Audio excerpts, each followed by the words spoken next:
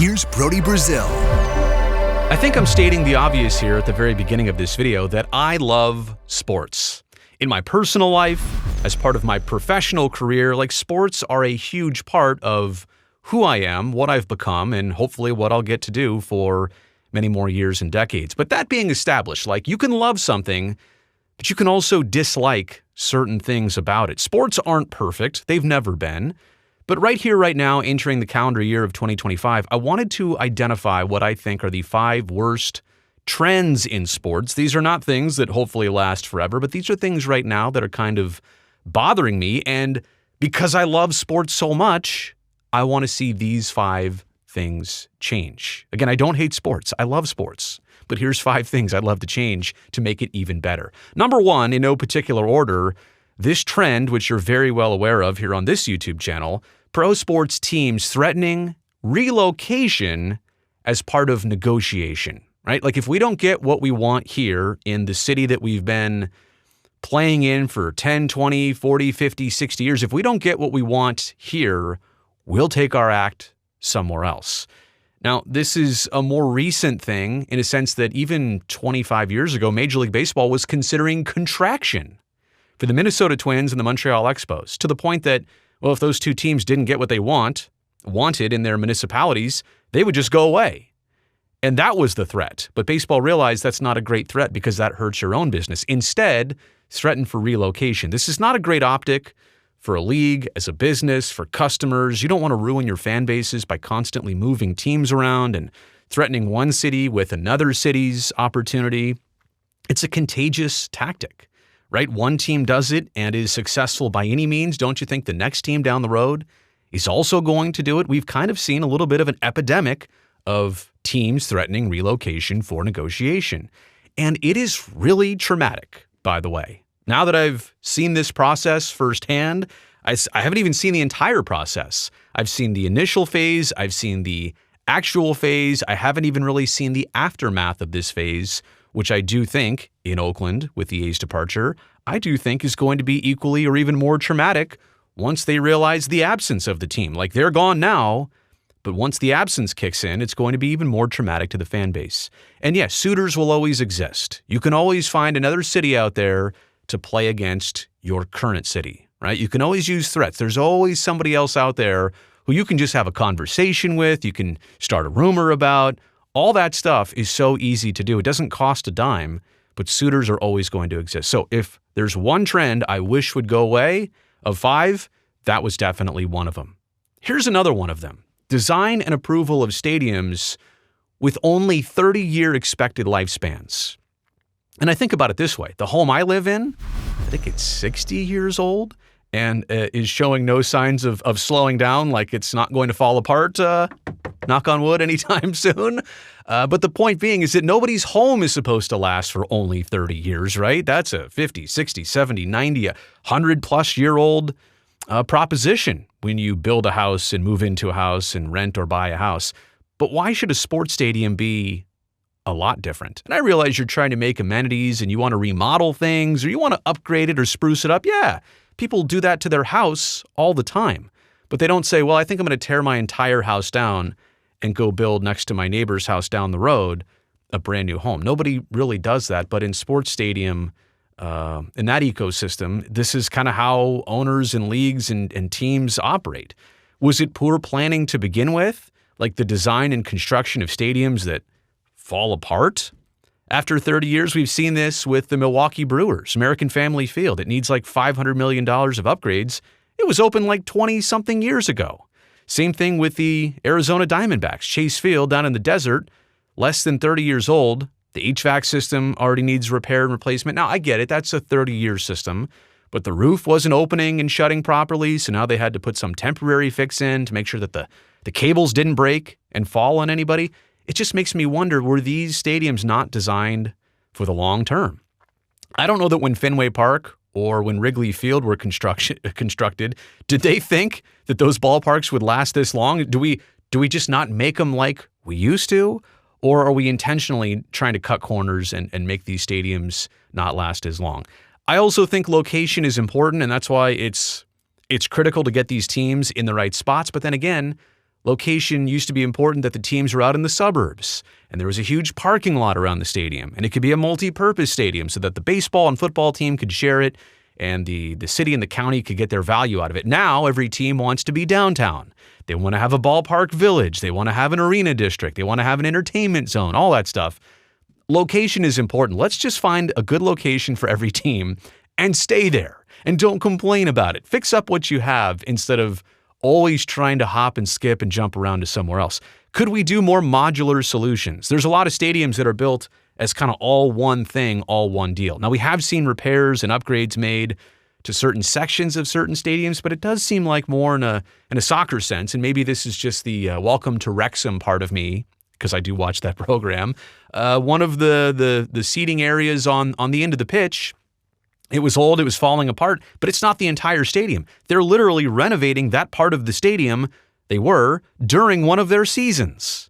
That's not optimal, and I know baseball wouldn't love to do that, or football wouldn't love to do that. Basketball can't really do that. You can't really do a modular, I don't think an indoor arena or building, but outdoor stadiums, yeah. Build these stadiums in modular pieces so that the end zone part is different than the sideline part, different than the luxury suite part. Do the work in sections, kind of like what Madison Square Garden did.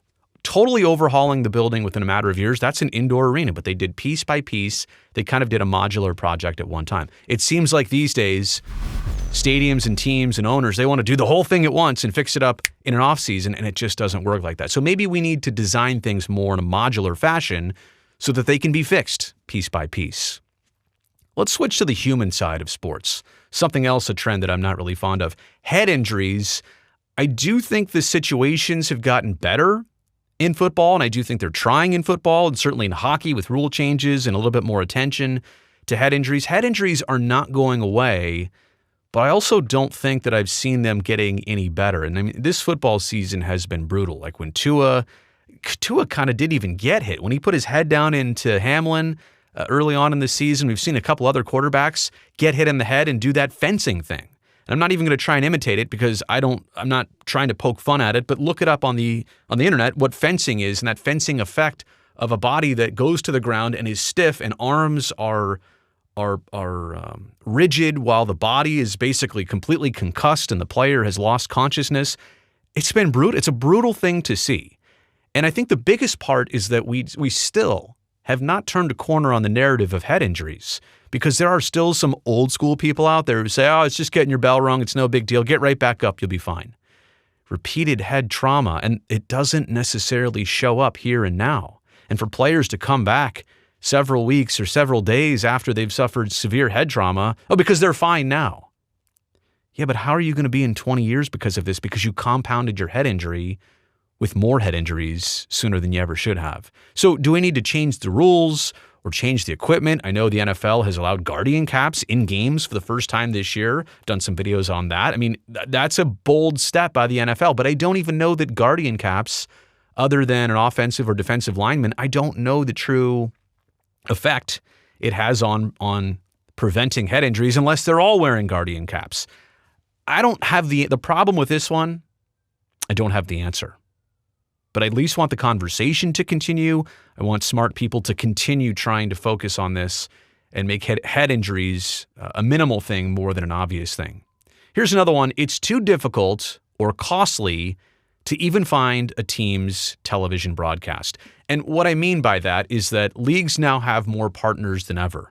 Different networks, streaming partners. You're now seeing the Netflixes of the world and the Hulus of the world and Amazons of the world join in and now become broadcast partners, whereas 10, 15 years ago, they weren't even close to live sports or anything like that. Now they are. Streaming has become that big. Now they are legit players in the broadcast game. But more different services means more subscriptions. And I think I saw it last year that if you're a fan of the New York Yankees, now, I can't say that firsthand I am, and I don't understand a lot of pains of Yankee fans. I really don't. But there is one thing that I do understand and can at least relate to. If you need to have 5 or 6 different subscriptions, and I think the answer was like 7 or 8 for the Yankee fans, if you need to have subscriptions to 7 or 8 different services to watch all of your team's games throughout the course of a year, that's difficult. That's going against what you're trying to do as a team or as a league. You want to make it easy to watch these games. So one subscription that takes care of everything, that's probably easier. How about just a centralized place to begin? How about one app that's going to lead me to the right place to watch the game? And also going to maybe take care of the cost of the subscription for every different service. Again, it should not be hard. The last thing you want to do is make it hard on your fans to even find the game. And even I've run into this stuff sometimes. I'm 43. I worked in this industry, right? And so it should not be hard for somebody like me who knows technology, who's familiar with it, let alone somebody who's 20, 30, 40 years older than me. It would probably be typically even that much more difficult. So you got to make it easy to find your team's game and broadcast. And the last one here is that sports betting is taking over and becoming a little bit overwhelming. Now, look, this is going to happen.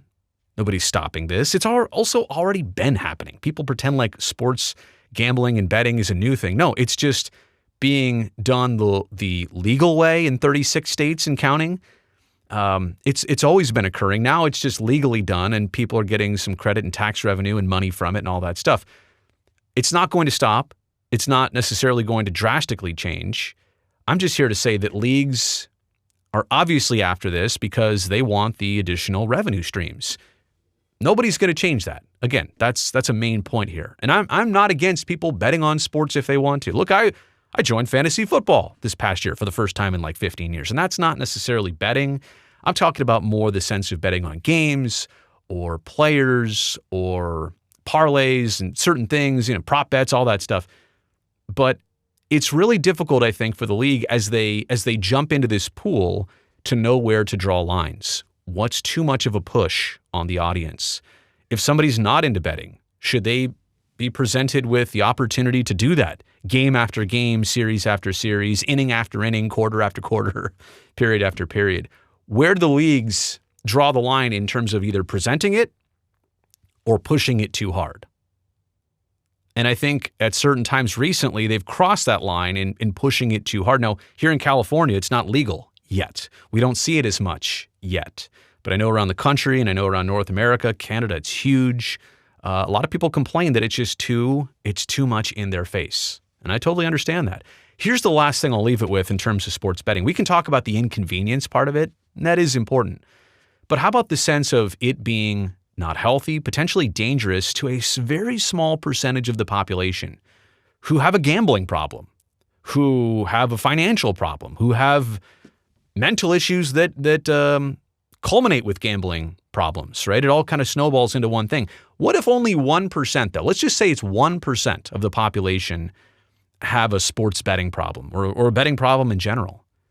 Well, now you're reaching millions and tens of millions of new fans and new people who are not exposed, like they don't live in Atlantic City or Las Vegas, and they're not betting on things, they're not playing poker or pulling the slot machine all the time. But now, because they're just sports fans in Middle America or wherever, now they're being exposed to the opportunity to bet on things all the time.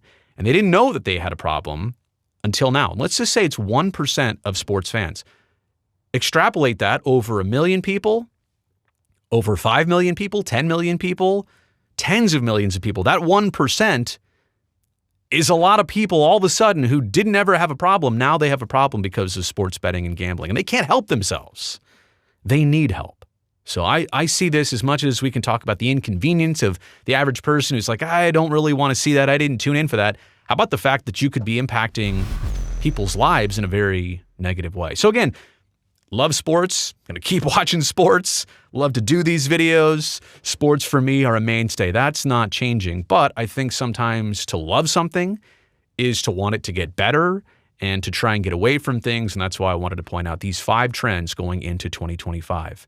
Be safe. Hope everybody's having a happy holiday season. Thank you for making it to the end of this video. Thumbs up down below. If you would, that would greatly help me and this video and this channel. And one more thing real quick.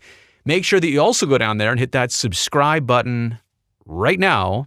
That way I can definitely see you back here next time.